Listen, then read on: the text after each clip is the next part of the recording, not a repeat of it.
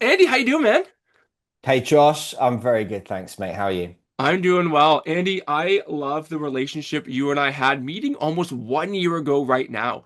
I remember you were one of the very first demos that I even had when I started joining the Quil team, and got me very excited about some of the opportunities that we had, especially spanning out to the UK. So big shout out to Andy and the team network because it's a big reason why Quil pushed as hard as we did going international as soon as we did as well.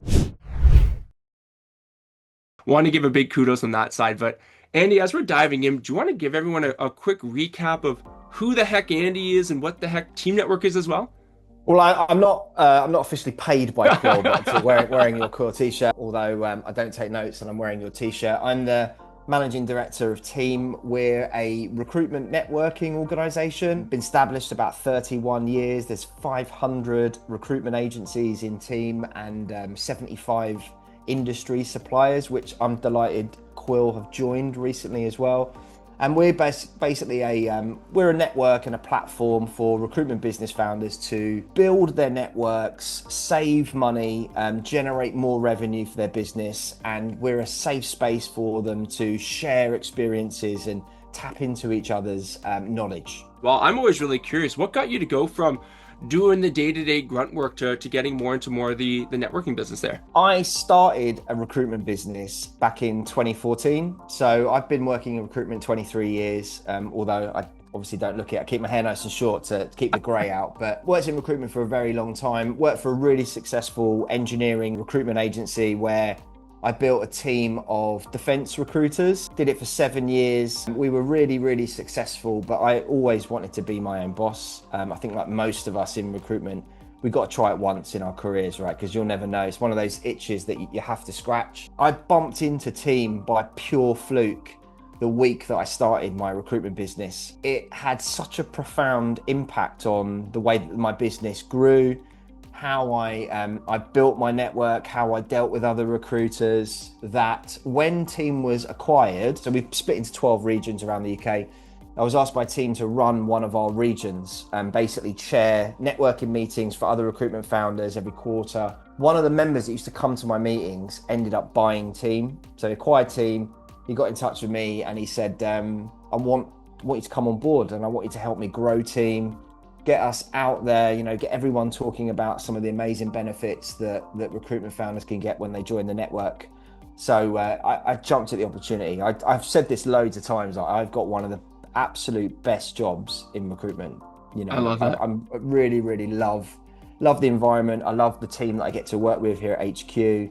But I do genuinely think we give so much back to the industry, and I'm really proud to be a part of it. What are some of the big mistakes that you find like new agency founders or recruiters make when they're trying to scale the businesses beyond themselves? Me specifically, I try to emulate and copy some of the things that the business that I was employed by did, and I made some big mistakes. So I picked the wrong CRM. The biggest one was I bought myself a £2,500 iMac to run my business off of, and then I bought a CRM, paid for it for 2 years, and then realised that it didn't work on a Mac. So I had to use a Microsoft desktop emulator for 2 years until I got rid of that CRM. But just tons of things, buying the wrong products, buying the wrong services, not knowing where to go for support. My backer of my business and mentor hadn't come from the recruitment world as well. Mhm. Not having a mentor was a big mistake, and I think a lot of recruitment business owners have that. You can't just open the doors to your business and expect it to be like it was when you were working for another company. Yeah. I was a defense recruiter. We used to work with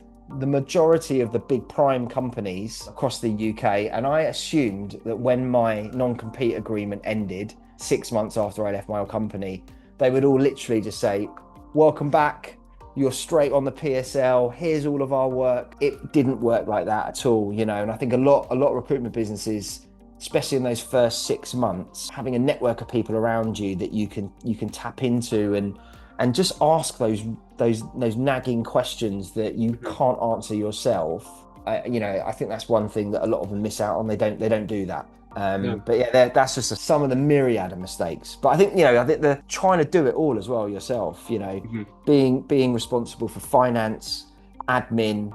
credit control, invoicing, candidate attraction, advertising, you name it. You've got to wear all these different hats when you start a recruitment business. And it's tough. It's Yeah. really tough those first days. The one thing that I just honestly laugh about a little bit, coming from like a tech sales background, is always what I've done. Looking at the business of especially third-party recruiting, you're outbound both ways. So to your point, not only are you running a business, and that's hard enough as it is, even as I've got to see scaling Quil, but the fact that a lot of the demand that you're generating for yourself is outbound, cold calling, getting attraction, not only from the client side, but also the candidate side of things. It makes it an incredibly difficult spot to go from 0 to 1, build some of that attraction and stuff like that too. And obviously, just a big thing inside of the recruitment business is so often like feast or famine, right? In terms of how it's operating, depending on how your cycles actually start working. How Yeah. do like successful agencies create more of a predictable recurring revenue model? Like what are some of the best practices that you've seen, especially not only as you're going from that 0 to 6 month mark, but even as you're continuing to scale after that too, because it never ends, right? If you don't have pipeline, it's like it never ends. You've got to build systems that produce predictable results, yeah, each Mhm. time. And I think consistency, like with everything in life, consistency is absolutely king. When I was early on in my recruitment career, I had a mentor that, in fact, I've still got the email that he gave me in 2007, which was printed out with my wrong surname, by the way, but I kept the email. But with his like daily KPIs that you need to hit in order to Mhm. achieve. And even if I was to go back to a desk tomorrow, those would be the KPIs that I set for myself. Building systems, like you talk about candidate attraction, most people will pick up a CV or have a CV sent to them maybe on LinkedIn, or they get it from a job board or an advert or referral. They might just call that candidate once, go in the CRM, never contact them again. I used to have sequences and touch points. So if I rung a candidate, first thing I do is I punch their name into my mobile phone, send them a text message. This is Andy from whatever company I was working at the time. Please save me as a contact in your phone so you see when I'm ringing you, really important. And I'd have like shortcuts, keyboard shortcuts set up on my Mhm. phone. So I'd put in 2 or 3 characters and it would populate with a message that was pertinent to that individual, get them into a call cycle. I used to use video quite a lot, particularly in the last sort of 5 years of video outreach, to make sure that people actually come back to you. It's not Mhm. just a generic, AI didn't exist at that point, but not like these generic spammy messages that everyone pumps out at the moment.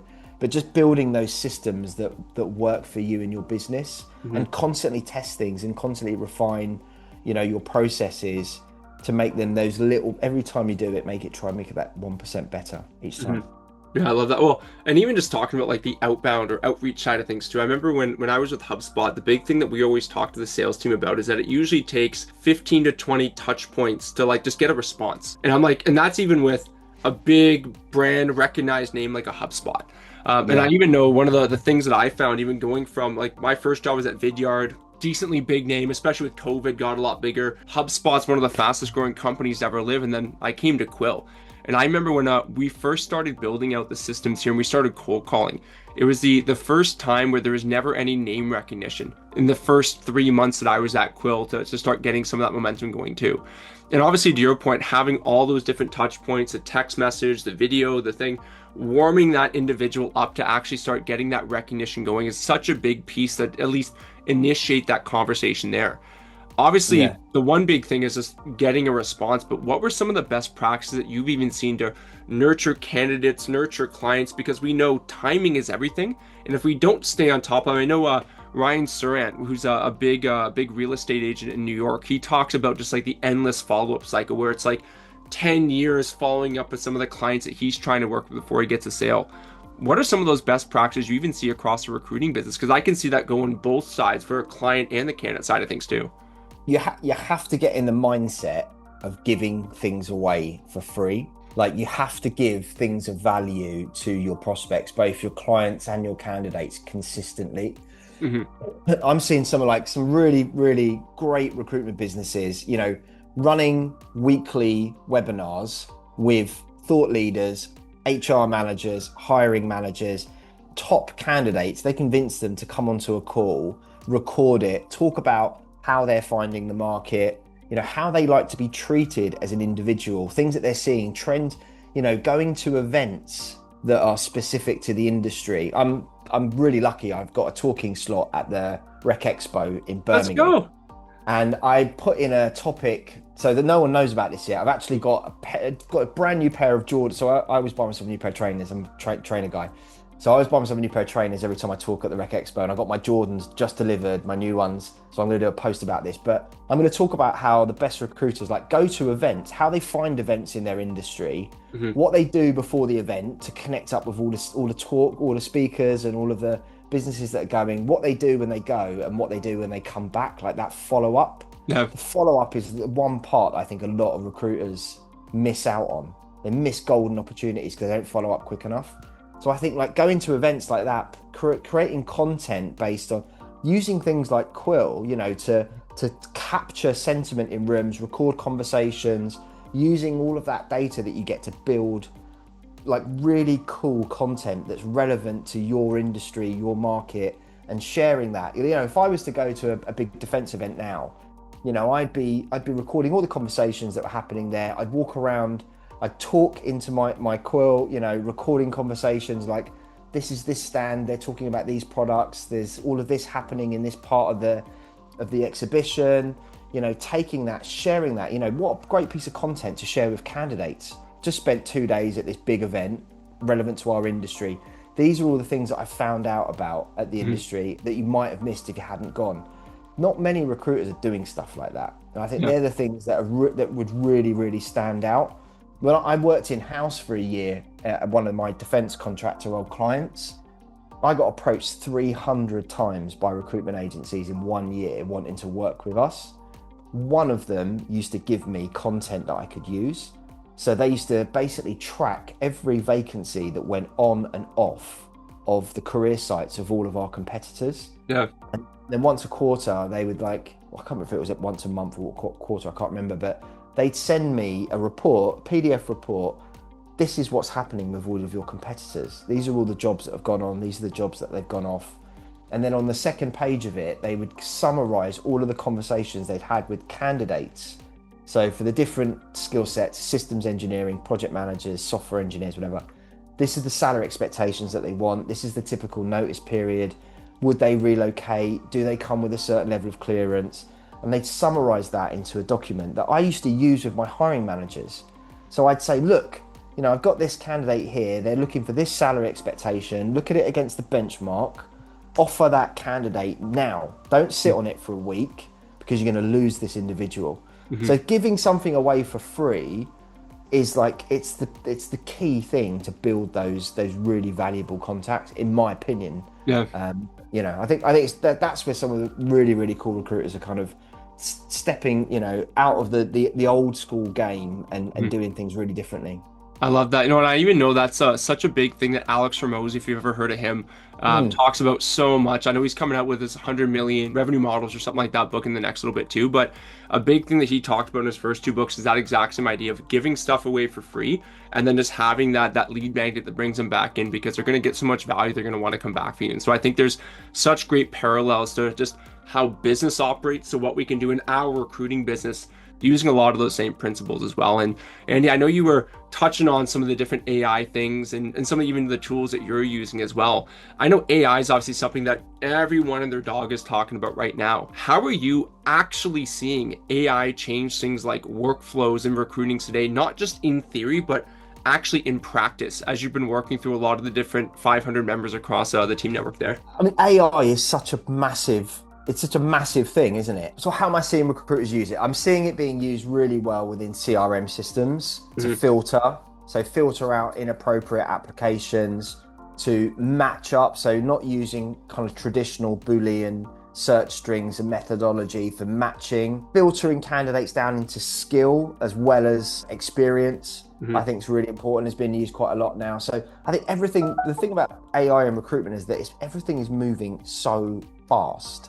And I think one of the biggest challenges for recruitment business owners is keeping up with it all. And every time I get approached probably once or twice a day of potential suppliers to team that want to join us as SPs, but they've only been in business for 6 months or 4 months or 8 months. And there's no real like their AI is supposed to be the next big thing, that's going to revolutionize recruitment. I think people that are using it really well are blending it with the best things they do as being a human, the Hmm. conversations, the nuance, understanding how people work. I'm a bit of a Marvel fan as well as my trainers, but I talk about like the longer you work in recruitment, the stronger your spidey sense gets. Yeah. And I think the recruiters that are using AI to support their spidey sense are the ones that are really, really winning at the moment.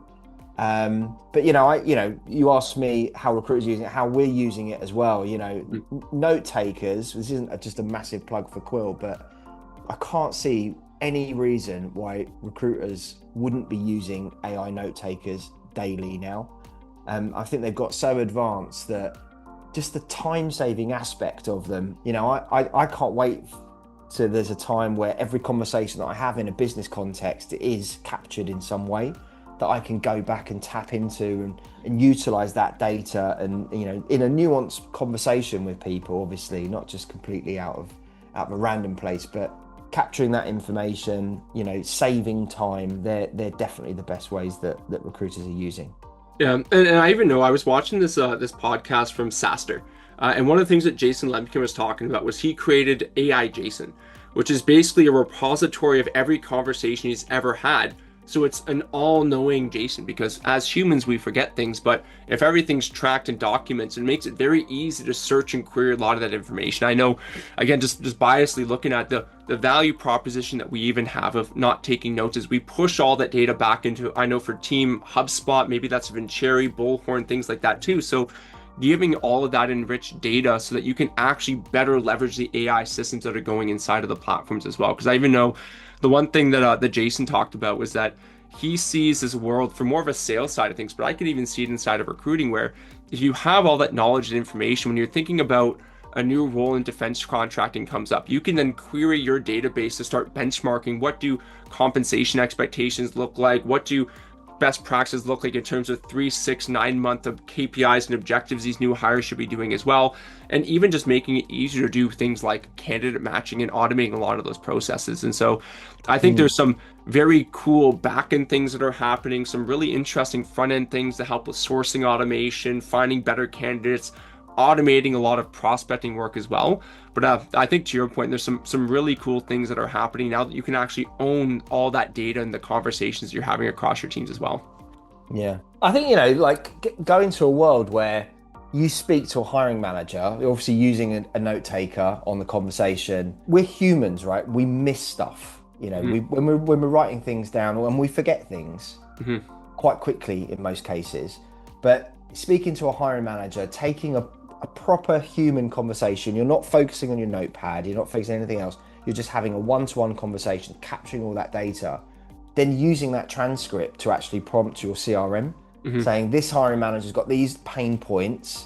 Go and look through the last year of candidate conversations that I've had. Who are the top 5 candidates I've spoken to that need to be spoken to about this opportunity? And why would they be interested based on the conversations that I had with them? That is like gold dust, right? That's game changer. Oh, it makes it relevant, timely outreach. And that's the hardest thing, especially when you're going cold after a candidate. Like, how are you relevant? How are you timely? How can you personalize and stand out as you're actually thinking about that too? And the other thing, just being conscious of your time as well, Andy, because I know we're coming up on time here. What parts of the recruiting life cycle do you think are actually like best suited to use something like AI versus which parts should never be outsourced to a machine? Never ever do cold outreach emails, text messages, WhatsApp messages, LinkedIn DMs. Like, don't use AI to scrape and just send it without checking anything. I've literally lost count. I've got a photo on my phone. I'm not going to show you here, but maybe you can link to it afterwards. But I've got a picture of a red groove from in Despicable Me with just no written underneath it. And I've saved that on my phone now. And that's what I just send back to people when I get these spammy messages. And I get them so much now. Like, you damage your own reputation and your own brand so quickly by sending out this rubbish. Everyone that uses it, you might send it to one of those messages to 1,000 prospects, right? And maybe out of those 1,000, maybe 50 might be a potential client of yours in the future. going to alienate those 50 people by sending out that spammy content. Make sure that your BD, your strategy is like it's relevant. I use video outreach for BD. Well, I used to, not obviously not now a team, but I still do it when team members or prospects look at my LinkedIn profile. People have viewed you. I see someone that looks relevant. I'll send them a LinkedIn connection request. If they accept, I'll send them a video saying, "Hey," I'll record a video on their page and I'll say, "Thanks a lot for connecting up with me. Like, it's wonderful to join your network. This is what I do. I'd love to have a chat." And I point around their screen, like, "I'd love to have a chat with you about your business," or "We've got a mutual connection. I've worked in a similar industry to you. We support businesses like you. Let's have a chat. There's a link underneath here. Book a 15-minute call me." Like, nothing ventured, nothing gained. My open rate on my videos is 86%. That's awesome. So, you don't get that from using AI spammy outreach. So I think that's the key thing. Like, don't use it for that. Everyone hates that. Pitch slapping, it's called, right? Pitch slap. I love it. And just as we wrap things up here, Andy, as well, for those who don't know, what exactly is the Team Network and how does it help support independent recruiting firms that are typically a typical agency network doesn't actually? So we're, as I say, we're a network of 500 recruitment agencies. We're basically a community of recruitment founders in a nutshell. And what that community do is they connect with each other, they work together. So we've got one of our USPs is a job sharing platform called Exchange. In the last 5 or 6 weeks, £800,000 worth of split fee jobs have gone on this platform, where recruiters can work together to fill those jobs 50-50. Every year, about £6 million split. So it's a membership organisation where you can make more revenue by working with other small independent recruiters. We've also got 75 suppliers in the network that offer some kind of discount or deal, free trial, 1 hour consultancy, and those suppliers cover industries and products such as tech, so CRMs, websites, sales training, lawyers, accountants, insurance. So if you're really savvy and you join Team, you'd probably save 2 or 3 times your annual membership subscription by buying through the partners. We've got advertising deals which save our members £3 million a year on their advertising. So it's a community of small independent businesses working together, saving together, and also that community aspect of having other people to call upon. Ask those silly questions, connect with each other. It's a great place. You can tell I love the network. It's a really, really great thing in recruitment. No, I love it, and you can feel the love kind of coming through your voice there as well. And obviously a big reason why you went from doing your own business to actually joining Team and helping to run that on your side too. But Andy, such a pleasure getting to chat with you today. Thank you very much for joining the AI and Recruiting podcast, and really excited to keep this partnership going with the team.